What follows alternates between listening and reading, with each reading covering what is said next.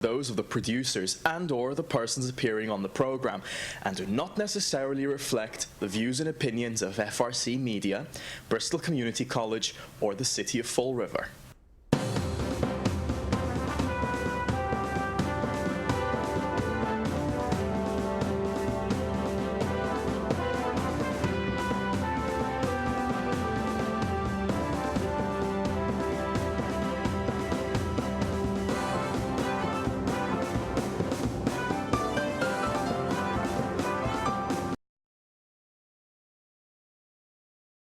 City Straight Talk. I'm Chip. I'm Carlos Cesar. And CJ's muted.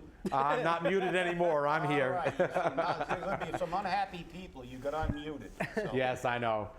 Well, we have a group of people we have to recognize this morning, Chip. Yep, the sellout, the Sam sellouts. Let's hear it for the Sam sellouts. Yeah, well, let's first recognize our viewers in our foreign lands. We found out yesterday that Spindle City Straight Talk actually is watched and has actually made the Vietnamese and Cambodian news services. Wow. Our videos are actually being aired on their website. I had to actually translate it. How's that for a kicker? So I want to welcome our Vietnamese and Cambodian viewers, and maybe they should come here. Maybe they can fix our problems. Yeah, well, I can tell you one thing: they do a lot better job than the sellouts that are sitting in the city council chamber. Well, you know, it's a travesty. It really is. It's a travesty what they've done to this city, and you know we watched 3 days worth of BS being slung, and we found all these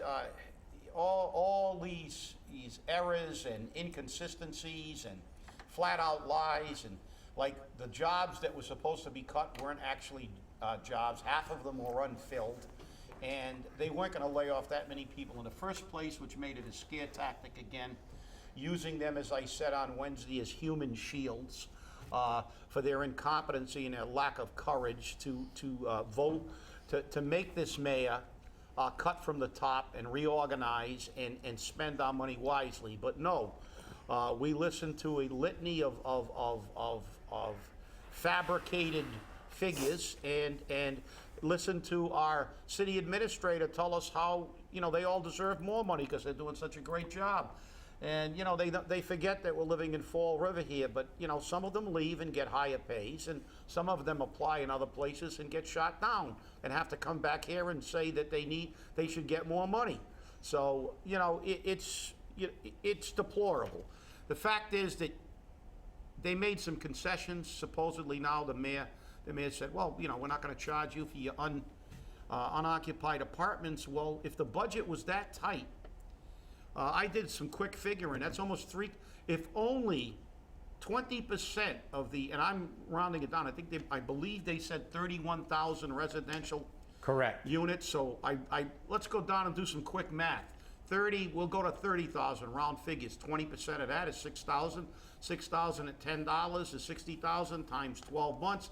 That's about 700 and, you know, $750,000, 720 or so. It's almost $750,000 not getting, will not be realized in a budget. Yet this budget that was so finite that we had to lay off people, we can absorb a $750,000 cut, and we're still not going to lay anybody off, which means, what does that mean?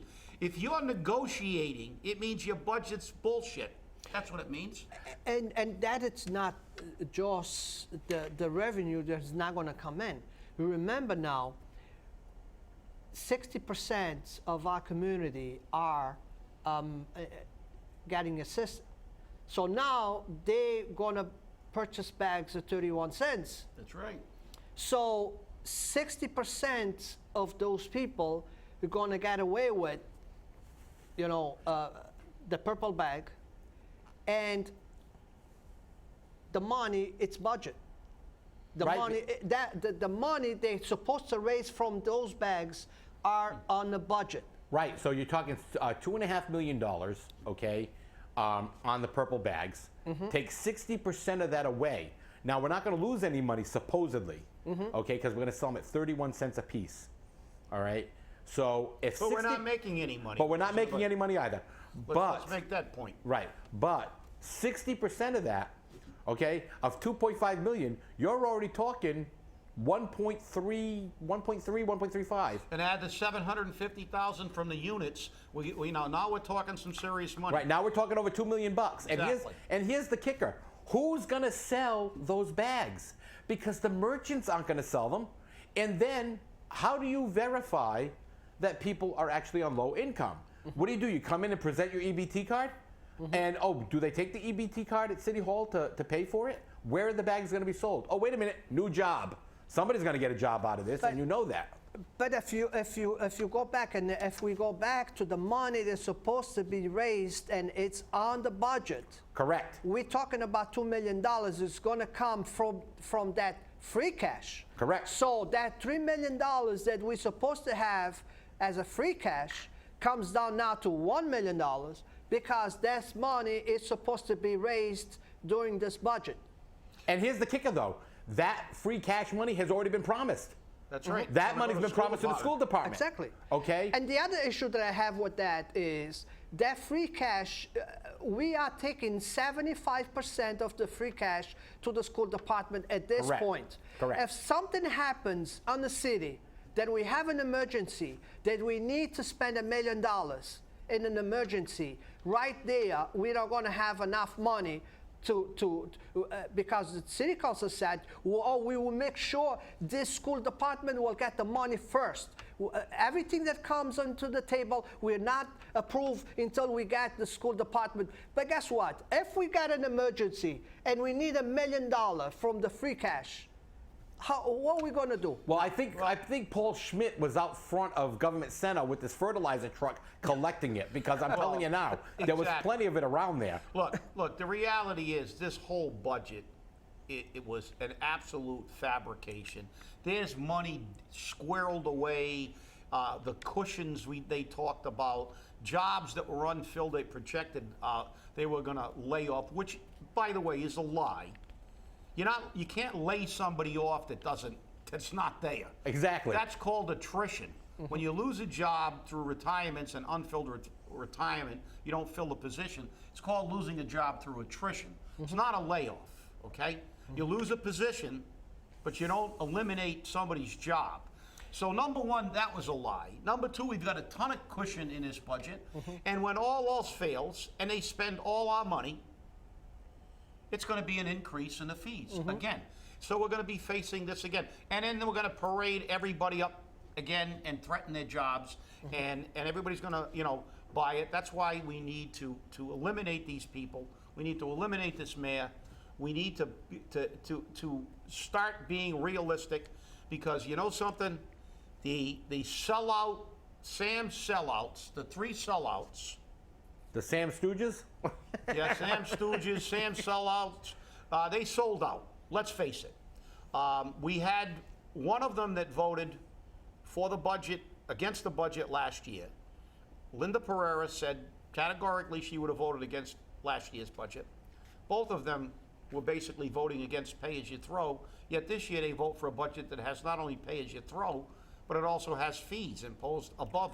Now, and I got to say something, because Dan Rigo, I guess, went on a tirade and tried to justify his position this year and said, we just have to come to the fact that we have to pay for trash. Yeah, you're right, but not 4 times like we do.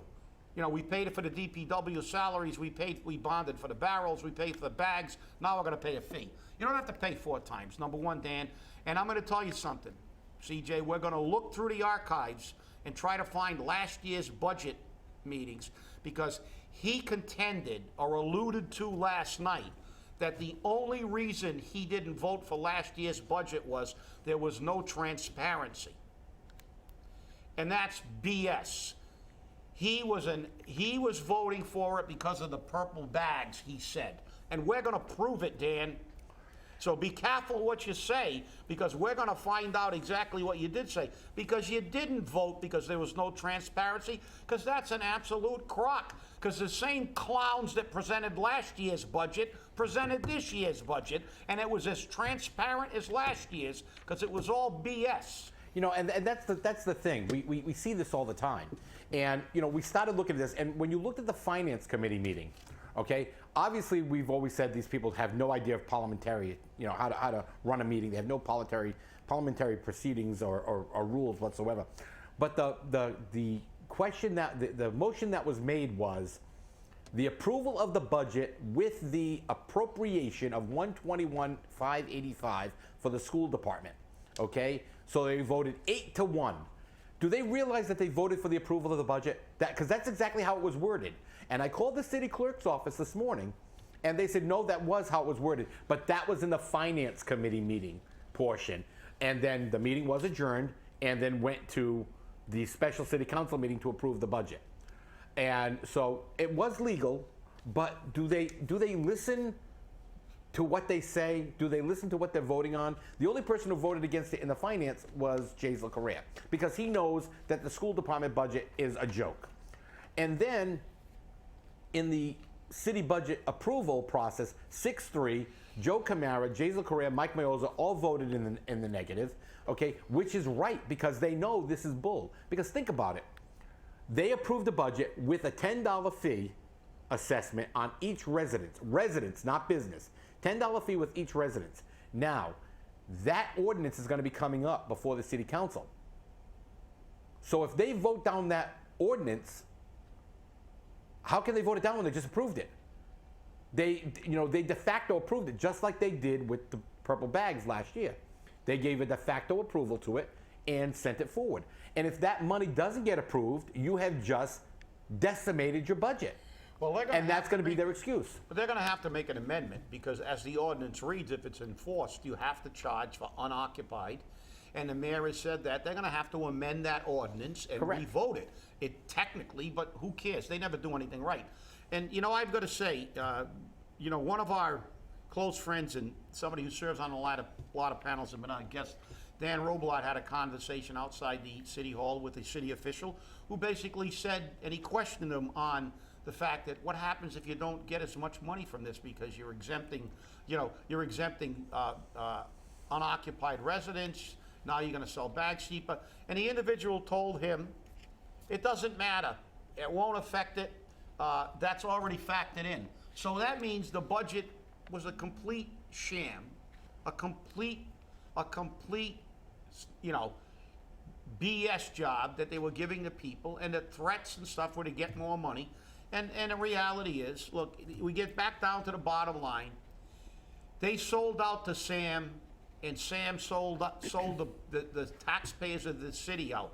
The fact is, yesterday's vote was 6-3 against the people of Fall River. That's the bottom line. And let me add something else. That I could be wrong. Again, I'm not a lawyer. You know, I just pay tax. But because I have to. So let me just say this. And the city is saying that when a person goes private on their trash, that they're going to be automatically out of the city system, so the city will not have more expenses with that person. That's not true, because guess what? We're going to keep the same employees. They're going to still work 40 hours a week. They're going to have expenses, even just driving by their house, we are paying for. Yeah.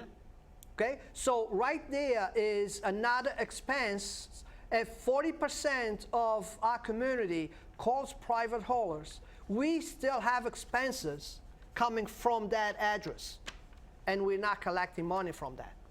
No, you're 100% right, Carlos, because how do you justify if before you used to pick up 100% of the barrels on the street? I'm always right.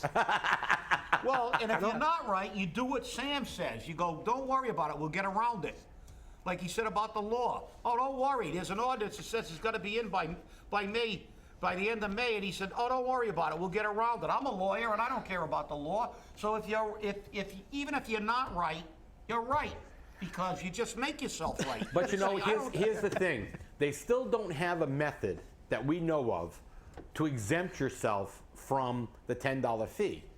And can you picture the logistics of this? because they are not going to grant you a $10 exemption if your apartment's empty for 1 month. According to what I've been told, according to what I've heard in the budget hearings, that apartment has to be empty for an entire year. So for someone like my next door neighbor who does not rent out her second and third floor apartments, that makes perfect sense. But for somebody like myself and other people who own properties, they're not going to leave an apartment empty for an entire year. It may be empty for 3 months, it may be empty for 4 months, but you still have to pay for that. But there's no form, there's no process. So my idea, and I want our viewers to do it, to show the city how little money they're going to get, type up a little letter that says, please be advised, I am not eligible to pay the $10 fee. Please be sure that my property is excluded as I has hired a private contractor. My private contractor is, sign it and mail it to the assessor's office. And that way, you're done. Mail copies of it to DPW so Kenny Pacheco gets it as well. And this way, they have no excuse. So when they set their budget for July 1st and the new tax bills go out, they can say, uh-oh, because you know they're going to bill you on July 1st for that fee, and then you try to get them to abate it. You're going to be fighting a losing battle. But look at the other issue here too. It's always it's like they do with businesses. They create problems for everybody. Now let's say you own a 3-family house and you've had an apartment empty for 6 months. You want to get rent. So you got a person that comes in, and now you go, well, I can't rent it to you until the beginning of the next year because in order for me to get my credit, if I rent it to you, I've already lost half. They're going to charge me for the whole year. They're not going to prorate it. There's no provision in it to prorate it. You either pay for an entire year or you don't pay for an entire year. So what happens? It's gonna what? If somebody walks into your house 3 months before the end of the year and they say, well, I want to rent your apartment, what are you gonna tell them? Well, I can't because I got to give the city $120 so I can get your rent. I mean, it's just absurd. It's absurd.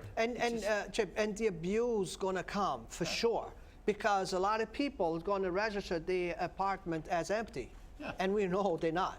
Yeah. I mean, my vice president from the association, he owns a full family. He only rents 2 apartments. It's not even rented, it's the owners. It's him in one apartment, the assistant in another apartment, and they use the other apartments for storage. So, but he is somebody that for 20 years, they have the empty apartment. But how many homeowners have this many years an apartment empty?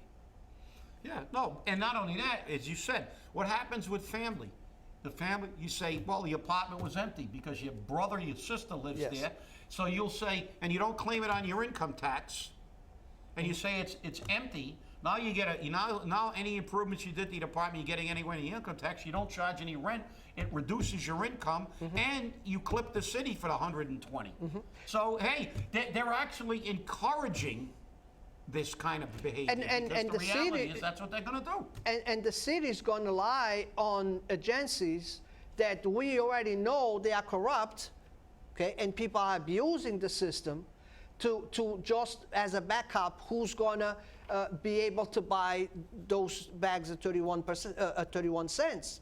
So right there is telling me the abuse is going to turn now into the city sides, and we're going to keep paying for those beautiful cars for them to be driving around. Well, remember, they deserve more money, Carlos. They deserve more money. And the other thing is, like I said, who's to say? Look what's happened. Look what happened with the potholes. Some people get paid quickly.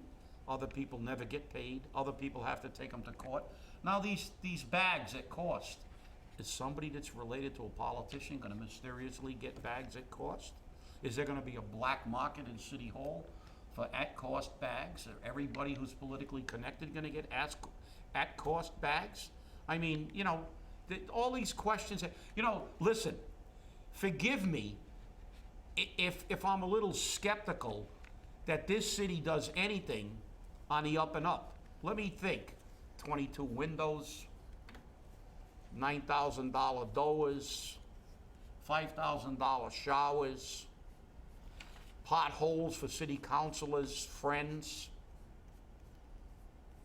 we're going to handle the bags properly.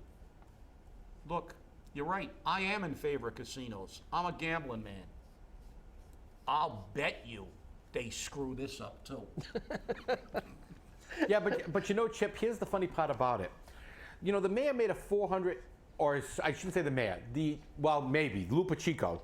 Lou, I wouldn't live in this crap hole, Pacheco, said that the city made a compromise, and there was a $470,000 windfall, which was being divided evenly amongst police and fire. Fire gets to keep their 175, police get 4 new officers. And now here's where that came from. $350,000 of that money came from the fact that the AFSCME did not approve their contract. Therefore, what do we do after July 1st when they finally approve a contract? And that $350,000 may or may not be there anymore. Do you see what we're talking about here? We're talking about a budget that is based upon lies, deceit, and travesties. This is all, you scratch my back, I scratch yours, okay? Also contradictions, CJ, because he's calling this a windfall, yet they went on record saying we're never going to use one-time money in the budget anymore. Right. That's the reason they refused $1 million, not $350,000 or $400,000. 900. Kathy will correct me. It's only 900 and change, but it's $1 million. It's close enough to be rounded up to $1 million from the employees, because we floated them a loan from the insurance advisory, from the insurance fund, our fund, to help our retirees maintain their drug prescription plan that has no copay. Now, we offered that money to defer the payment to us for another year so we could keep people on the payroll. But they knew they didn't have to keep people on the payroll. It was all crap. So they didn't do it. But it's a contradiction. I sat in a room and heard, and I will swear to this under oath, former police chief Pacheco. No, that's right. We're not in New Bedford, Pacheco. Okay. I will, and I will get the Insurance Advisory Committee, because they were all there, and they heard you say, we're refusing this $1 million because we don't want to use one-time money, grants or anything, to finance anything in this city. Yet, what did we just use to finance the fire and police? A windfall. A windfall is a euphemism for one-time money. It's like, okay, I'm going to finance the police department on a scratch ticket I just hit. You know, Chip, the thing that really gets me, not only on that, is the fact that the budget shows an underpayment to, don't blow up, an underpayment to the retirement fund.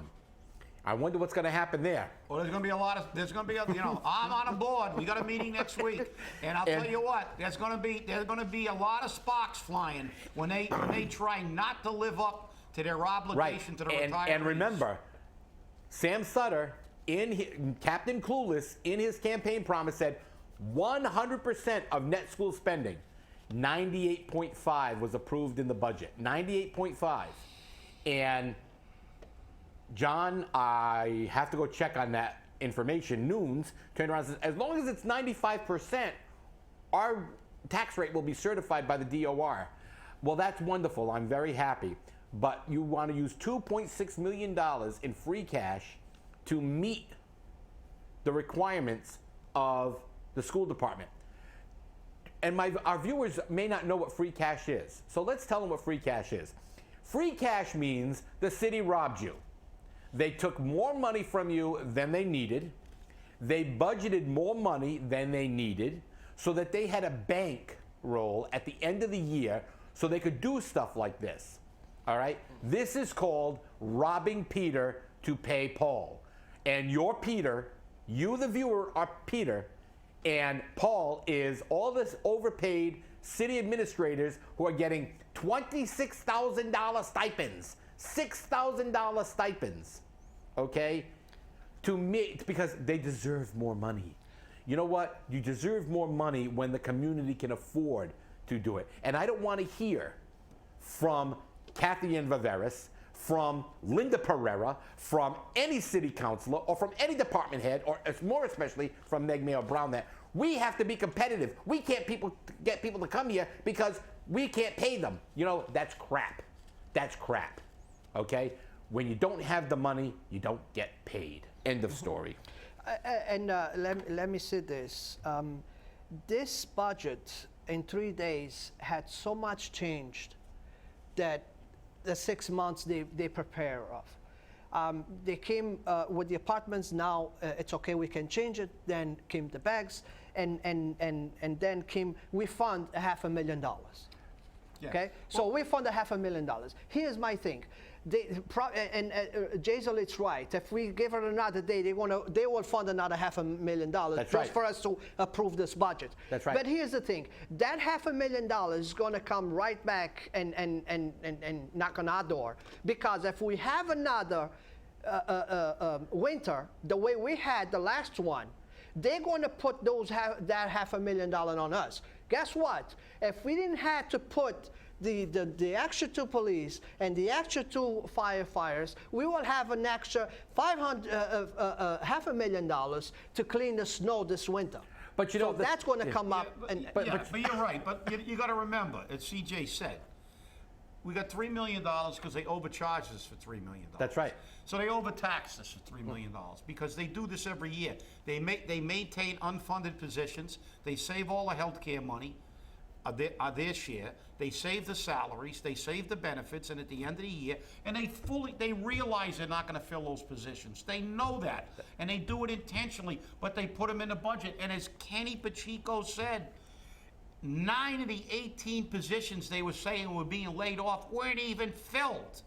Mm-hmm. So they have been unfilled. Right. And they got that money in the bank. But what they do is, look, they take our money from every conceivable angle.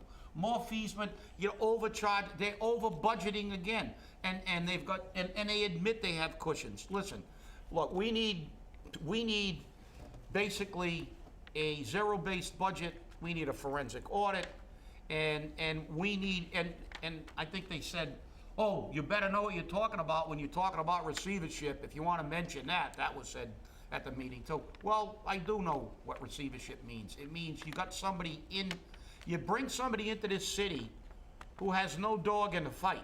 That's right. Who's going to look at the bills and go, yeah, you're way overpaid. You got 15 people here that you don't need. They're gone. And these contracts, you're getting way overpaid. And right. Guess what? It's she can say what you want about people, but the fact is, when you go to Boston, you pay more to go to the hospital because you got better quality care. If you go to Fall River, this is a beer hospital. The Champagne Hospital's up in Boston. And so Chip, you can't run a beer city with Champagne administrators. Right, but Chip, you know what? You and I both know, and you're a betting man, Chip. Carlos, you probably know this as well. I will put money on the fact that within 4 to 6 weeks after this budget has been approved and goes into effect, you are going to have department heads coming forward saying, we need an appropriation because this money isn't there. And we have to move money from this account to this account because we see it every day because it's become normal business. And that normal business means it's a lie. Everything's a lie. The fact is, we know that, well, how long have we been preaching on this show? Why don't we have a budget like Newton that says, this is what we're going to do for the whole year? And in Newton, if you come back and go, we have to do this, and they say, you didn't have it in your budget, wait till next year. Like exactly. the Red Sox used to say. Yeah, well, it's going to be interesting to see. And we'll be talking more about this next week. Chip won't be here with us Wednesday, but Carlos will. We look forward to seeing you next Wednesday. Have a great weekend, and happy Father's Day. Happy Father's Day. That's right. I'll be making noise at the retirement board next Wednesday. We'll get you some noises,